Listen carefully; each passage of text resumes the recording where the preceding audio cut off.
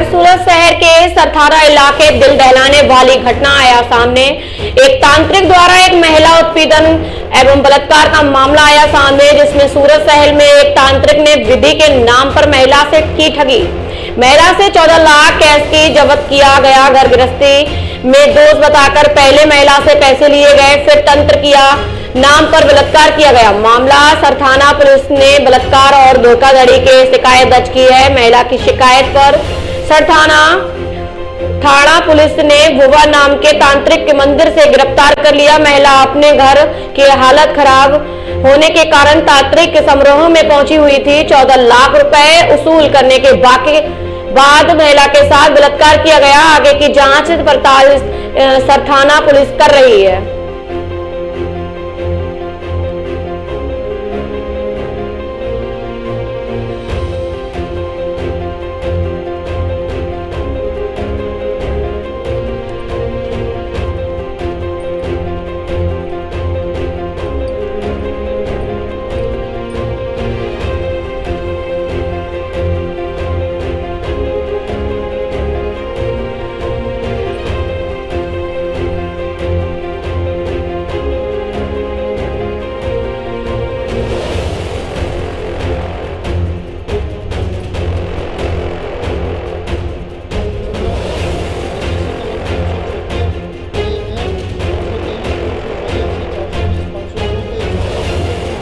Register કરવામાં આવેલ છે।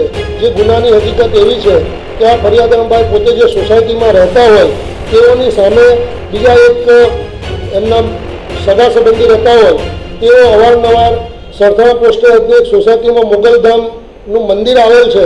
એ મંદિરમાં દર્શન કરવા જતા હોય તેમને પણ એવું કહે કે તમે ત્યાં દર્શન કરવા આવો, તમારી પરિસ્થિતિ સુધરી જશે। જે અન્વયે વારંવાર આ બેન આ રીતના એમને વારંવાર વાતો કરતા હોય।